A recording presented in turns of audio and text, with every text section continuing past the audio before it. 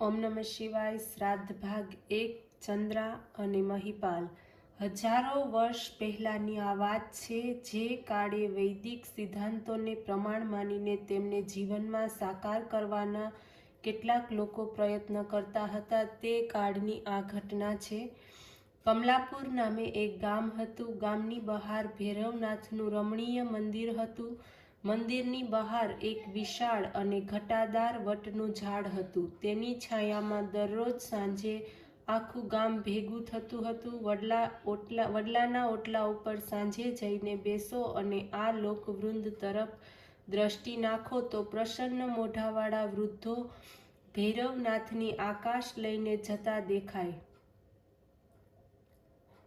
નવયુવાન અને ખીલેલા ચહેરાવાળી યુવતીઓ દર્શન કરીને હસતી કૂદતી પાછી ફરતી દેખાય.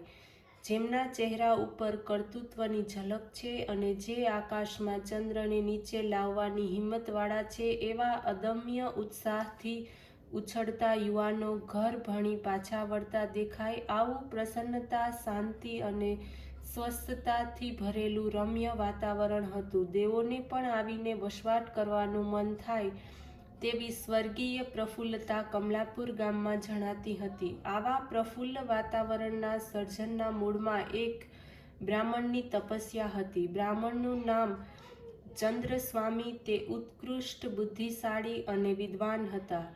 તપોવનમાંથી અભ્યાસ કરીને બહાર આવ્યા પછી તેમનાથી ઉતરતી કક્ષાના સહાધ્યાય ભાઈઓએ રાજ્યાશ્રય લઈ સુખથી પોતાનો સંસાર ચલાવતા હતા. પરંતુ ચંદ્રસ્વામી વ્રતનિષ્ઠ અને ધ્યેયનિષ્ઠ જીવન જીવવા માગતા હતા. વિનાશ્રયા ન શોભન્તે પંડિતા ચનિતા લતા. વનિતા, લતા અને પંડિત આશ્રય વગર શોભતા નથી. આવા પંડિતોની હારમાં બેસે એવા ચંદ્રસ્વામી ન હતા. પ્રભુ સિવાય કોઈનો પણ આશ્રય લેવો તેમને માન્ય ન હતો. તેમને પ્રભુના આશ્રયે જ જીવન ગાળવું હતું. પણ તેને માટે પત્નીની સંમતિ પણ લેવી જોઈએ. તેથી ગૃહસ્થાશ્રમમાં ઉષ્કાલમાં એક સંધ્યાના સમયે ચંદ્રસ્વામીએ પોતાની પત્નીને પૂછ્યું, દેવમતી, તું મારી જીવનસાથી છો. આપણે અગ્નિ સમક્ષ ધર્મેશ્ચ અર્થેશ્ચ કામેશ્ચ નાતિ ચરામી નાતિ ચરામી નાતિ ચરામી આવી પ્રતિજ્ઞા લીધી છે. મારી સહાધ્યાય રાજ્યાશ્રય લઈ ખૂબ સુખથી અમન ચમનથી સંસાર ચલાવે છે. પરંતુ હું તો આપણા પૂર્વજોની પરંપરા ટકાવવા માટે સમગ્ર જીવન પ્રભુ કાર્યમાં અર્પણ કરવા માગું છું. કેવળ પ્રભુના આશ્રયે જીવવા માગું છું. તારો શો અભિપ્રાય છે?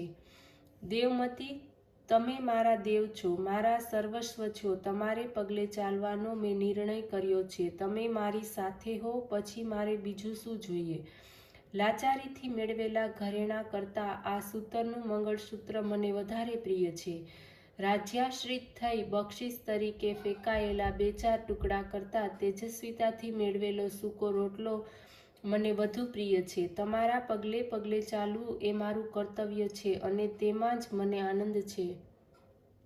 આવી દ્રઢ નિષ્ઠાવાળા આ પતિ પત્ની પોતાના 2 સંતાનો સાથે એક સાંજે આ ભૈરવનાથના મંદિરે આવી ચડ્યા. ભૈરવનાથના દર્શન કરી વિસામો લેવા વડના ઝાડ નીચે ઓટલા પર બેઠા. ભૈરવનાથની છત્રછાયામાં જીવન વિતાવવાનું ચંદ્રસ્વામીએ નક્કી કર્યું અને તેમણે મંદિરમાં મુકામ કર્યો.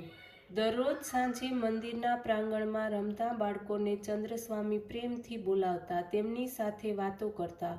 રમતા અને રમતા રમતા બાળકોને સદવિચાર અને સદાચાર શીખવતા. ચંદ્રસ્વામી બાળકોને કોઈ વખત વીરસની વાર્તા સંભળાવતા તો કોઈ વખત ભાવવાહી વાર્તા સંભળાવતા. બાળકોને તેમનું આકર્ષણ વધવા લાગ્યું. ભારતીય સંસ્કૃતિની સુંદર સુંદર વાર્તાઓ કહીને તેમણે બાળકોના દિલ જીતી લીધા. બાળકો ઘરે જઈ પોતાના પિતા અને ચંદ્રસ્વામીનું વર્ણન કરવા લાગ્યા. મંદિરમાં એક બહુ ભલા બ્રાહ્મણ આવ્યા છે.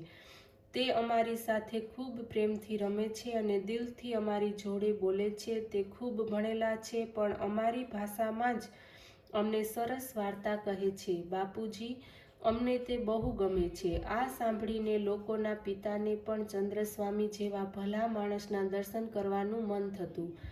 ધીમે ધીમે ગામના લોકો એક એક કરતા તેમની પાસે આવવા લાગ્યા. ચંદ્રસ્વામી પ્રભુ ભક્તિ કરતા, ચિત્ત એકાગ્ર કરતા, લોકોને તેજસ્વીતા, વૈદિક વાંગમયનો સ્વાધ્યાય કરાવતા, સમાધાનથી જીવન જીવતા. દેવમતી પણ પતિએ કરેલા પ્રભુ કાર્યમાં ખડે પગે ઊભા રહેતા. ધીમે ધીમે ગામના લોકો સમજવા લાગ્યા કે ચંદ્રસ્વામી આપણા માટે લોહીનું પાણી કરે છે.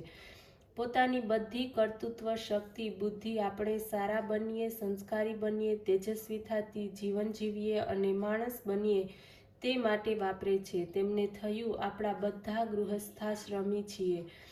ચંદ્રસ્વામી પણ ગૃહસ્થાશ્રમી છે. તે અને તેમની પત્ની આપણા માટે એટલી મહેનત કરે છે, પરંતુ જીવન નિર્વાહ માટે પોતાની શક્તિ વાપરતા નથી. તો આપણે આમાં શું કરી શકીએ? પ્રભુએ જ તેમને પ્રેરણા આપી અને તે દિવસથી જે કોઈ ચંદ્રસ્વામી પાસે આવતું તે મુઠ્ઠી અનાજ લઈ આવતું અને તેમના પગ પાસે રાખી દેતું. ચંદ્રસ્વામીને મૂંઝવણ થઈ, આટલા પ્રેમથી આ લોકો 2 મુઠ્ઠી અનાજ લાવે છે, તેમને ના કેમ પડાય? પરંતુ સાથે સાથે તેમના મનમાં બીજો વિચાર આવતો હતો કે આ લોકો સામાન્ય સ્થિતિના માણસો છે, પોતાનો સંસાર પણ માંડ ચલાવતા હશે, પોતાના પ્યારા બાળકોના કોડિયામાંથી મુઠ્ઠી ધાન્ય લાવતા હશે, તે મારાથી કેમ લેવાય? વળી તેમનું મન કહેતું હતું કે તું તારા મહિપાલ અને ચંદ્રા તરફ નજર કર, તે ક્યાં એમની પાસેથી માગ્યું છે? અને તેમનું પિતૃ હૃદય ગળગળતું થઈ જતું. છેવટે આ વગર માગે આવ્યું છે, પ્રેમથી આવ્યું છે, તેથી ભગવાને મોકલ્યું છે એમ સમજીને દેવમતીને તે ધાન્ય સ્વીકારવાની રજા આપી. થોડા જ દહાડામાં ચંદ્રસ્વામીને આ લોકોના જીવનમાં સન્માન અને ગૌરવનું સ્થાન મળ્યું.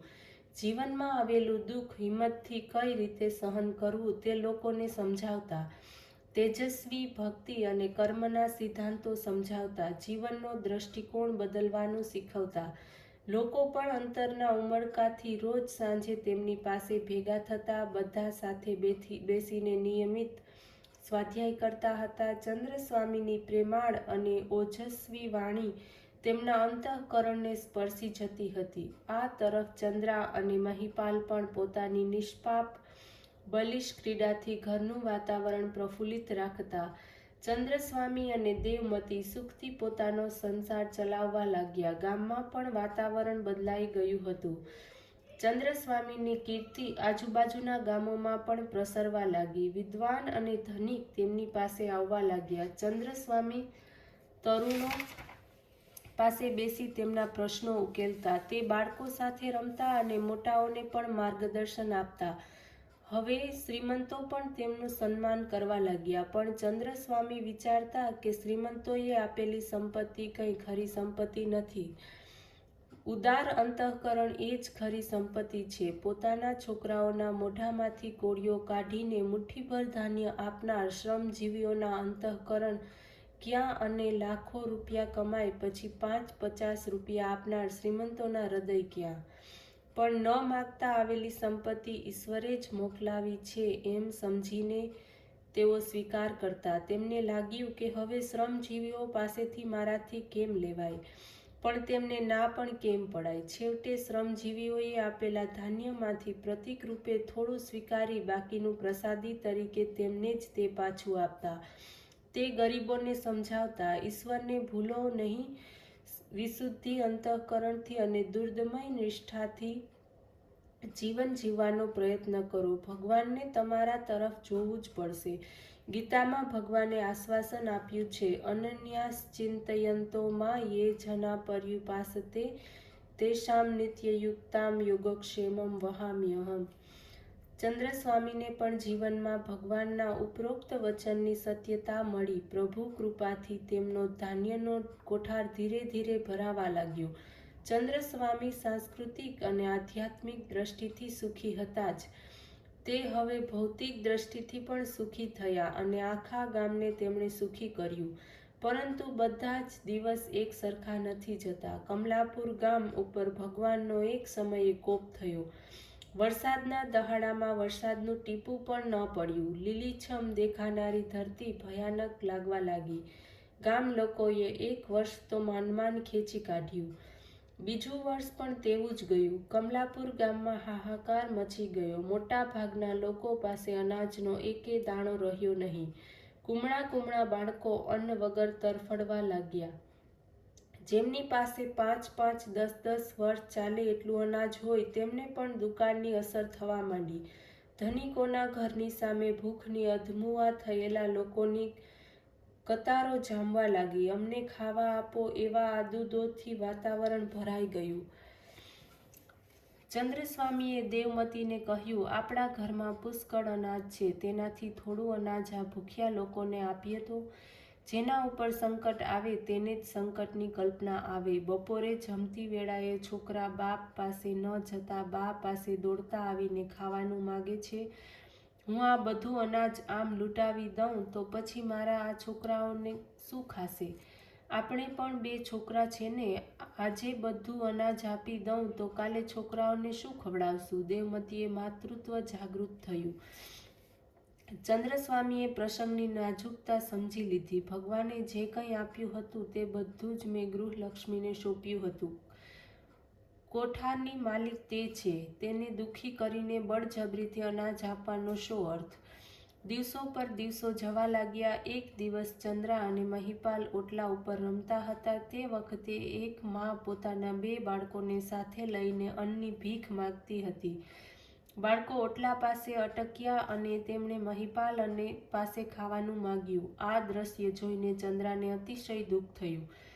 પોતાની ઉંમરના બાળકો રોટલાના ટુકડા માટે આમ તેમ ઘેર ઘેર ભીખ માંગતા ફરે અને પોતે 2 વખત પેટ ભરીને જમે. ચંદ્રા દોડતી દોડતી બા પાસે આવી અને કહ્યું, બા, આ બાળકોને ખાવા આપને, બિચારા ભૂખ્યા છે, રડે છે. બેટા, હું એમને ખાવાનું ક્યાંથી આપું, અને જો આપું તો તમે શું ખાશો? દેવમતીએ કહ્યું. ચંદ્રાથી આ બાળકોનું દુઃખ જોવાતું ન હતું. તેણે લાડથી એની બાને કહ્યું, બા, અમારી સાંજની રોટલી તેમને આપી દે ને, અમે સાંજે તારી પાસેથી ખાવાનું નહીં માગીએ. એટલામાં મહિપાલ આવ્યો અને કહ્યું, બા, એવું હશે તો અમે એક જ વખત ખાઈશું, પણ આ ભૂખ્યા બાળકોને ખાવાનું આપને. દેવમતીના રહેલા સંસ્કાર જાગૃત થયા. સાંસ્કૃતિક ભાવનાએ માતૃત્વની મમતા ઉપર વિજય મેળવ્યો. તેણે પેલા છોકરાઓને બોલાવી પેટ ભરીને જમાડ્યા. ચંદ્રસ્વામીને લાગ્યું કે ભગવાન જ ચંદ્રા મારફતે બોલ્યા છે. તેમને આંખો પ્રેમાશ્રુથી ભરાઈ ગઈ. હવે દેવમતીએ પણ તેમને સાથ આપ્યો. બંને જણાએ નિર્ણય કર્યો કે લોકો પાસેથી આવેલું અન્ન લોકો માટે જ વાપરવું. કમલાપુર ગામમાં ઘણા લોકો એવા હતા કે યાચના કરતા કરતા ભૂખે મરી જવું વધારે પસંદ કરે. ચંદ્રસ્વામી આવા લોકોને ઘરે ગયા અને તેમને પૂછ્યું, તમે શ્રીમંતો પાસે અન્ન માગવા કેમ નથી જતા? શું તમોએ અમને તેજસ્વી દ્રષ્ટિકોણ નથી શીખવ્યો? તેજસ્વી જીવન કેમ જીવવું એ તમારી પાસેથી જ અમે શીખ્યા છીએ, અને આજે તમે જ અમને માગવાની શીખમણ આપો છો. ચંદ્રસ્વામી ઘેર આવ્યા. પત્નીને ઘણા માણસો માટે રસોઈ બનાવવા કહ્યું અને બધાને તેમના ઘરે જઈને પોતાના ઘેર જમવા આવવા આમંત્રણ આપ્યું. લોકો કહે, તમારી ઘેર અમારાથી કેમ જમાય? તમારા જેવા પવિત્ર, ક્ષત્રિય, તત્વનિષ્ઠ બ્રાહ્મણને તો અમારે કંઈક આપવું જોઈએ. તમારું અન્ન અમે કેવી રીતે ખાઈએ? ચંદ્રસ્વામીએ તેમને સમજાવ્યું, આ કોઠાર મારો નથી, મેં ખેતી કરી નથી, ધંધો કર્યો નથી, કોઈની નોકરી પણ નથી કરી, તેથી મારી પાસે જે કંઈ છે તે બધું તમારું છે. તેમાં મારું કંઈ જ નથી. તમને હું જે કંઈ ખવડાવીશ તેમાં મારું કંઈ નથી. બધું તમારું જ છે. લોકોએ ચંદ્રસ્વામીનું આમંત્રણ સ્વીકાર્યું અને તેમને ત્યાં જમવા ગયા. ચંદ્રસ્વામીનું ઘર અન્નક્ષેત્રમાં પલટાઈ ગયું. પરંતુ મોટાઈ લેવાની ઘેલચાવાળા શ્રીમંતોથી આ સહન ન થયું. તેમને લાગ્યું કે આ બ્રાહ્મણ અમારા પૈસે જ મોટાઈ મેળવે છે. તેમણે ચંદ્રસ્વામીને ત્યાં અનાજ વગેરે મોકલવાનું બંધ કર્યું.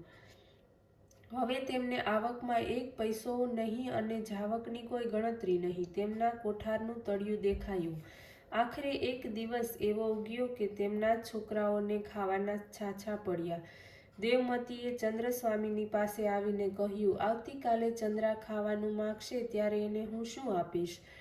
મહિપાલને કયા મોઢે કહીશ કે ખાવાનું નથી? ચંદ્રસ્વામીએ તેને આશ્વાસન આપ્યું, તું ભગવાન પર શ્રદ્ધા રાખ. અનન્યા ચિંતયંતો માં યે જના પર્યુપાસતે તેસામ નિત્યાભિયુક્તાનામ યોગક્ષેમમ વહામ્યહમ. ભગવાન આપણને જરૂર માર્ગ બતાવશે, પરંતુ દેવમતીનું તેનાથી સમાધાન ન થયું. તેણે કહ્યું, એક વાત કહું, રજતપુર અહીંથી ઘણું દૂર છે અને ત્યાં દુષ્કાળ પણ નથી. આપણે ત્યાં જઈએ તો?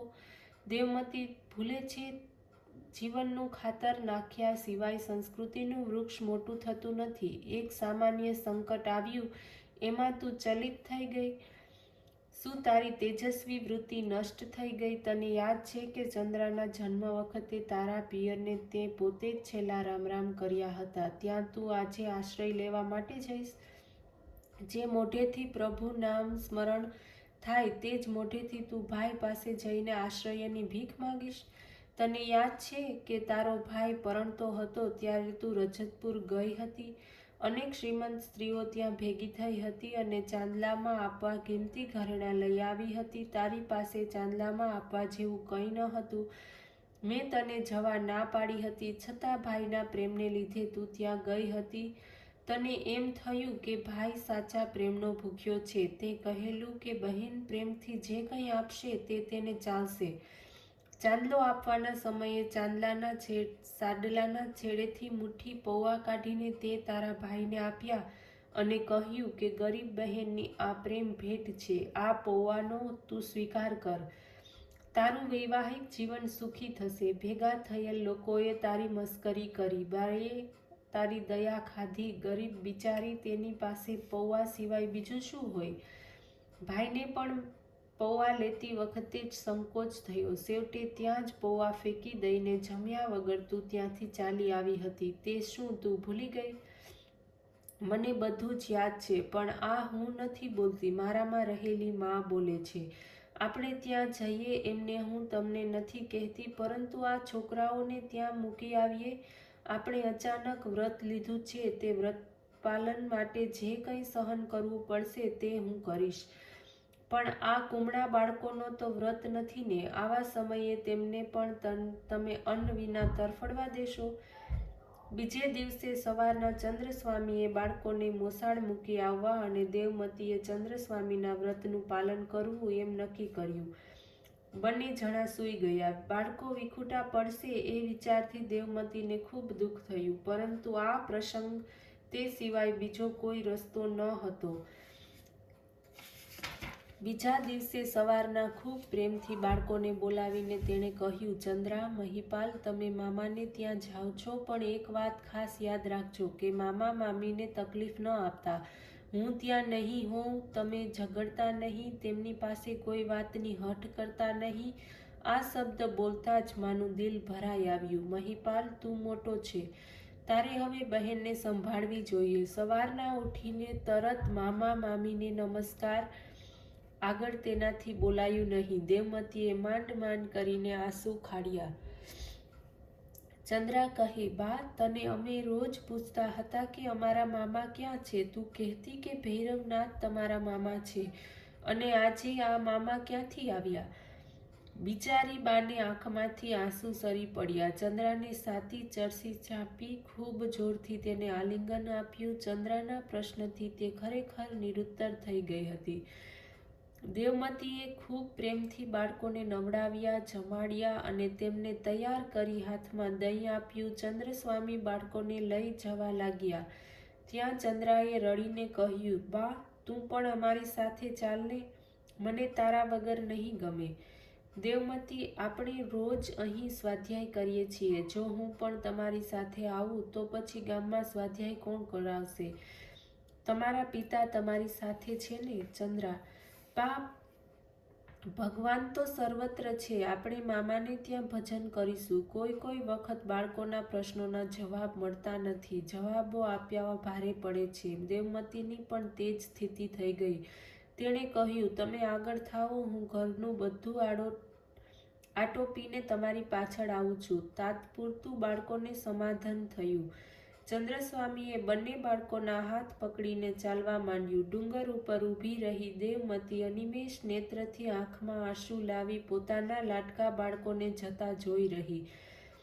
દૂર દૂર ક્ષિતિજમાં એ ઓસરતા ગયા છતાં દેવમતીને ત્યાંથી ઉઠવાનું મન ન થયું. એટલામાં ભૈરવનાથના ડંકારવે તેને જગાડી અને તે અનિચ્છાથી ભારે હૈયે પાછી ફરી. મધ્યાહ્ન થયો. સૂર્યનારાયણ પોતાના પ્રખર કિરણોથી પૃથ્વીને તપાવતા હતા. નાનકડી ચંદ્રાને તરસ લાગી. વિસામો ખાવા બાળકો સહિત ચંદ્રસ્વામી એક ઝાડ નીચે બેઠા. પાણી ક્યાંથી મળશે તેની મૂંઝવણમાં તે આમ તેમ જોતા હતા. એટલામાં સામેથી 2-4 માણસો આવતા દેખાયા. તેમને થયું કે એમની પાસેથી પાણી મળશે. આવનારાઓ ભીલ હતા. તેમણે દૂરથી જ એમને તેજસ્વી અને પવિત્ર બ્રાહ્મણને ઝાડ નીચે બેઠેલો જોયો.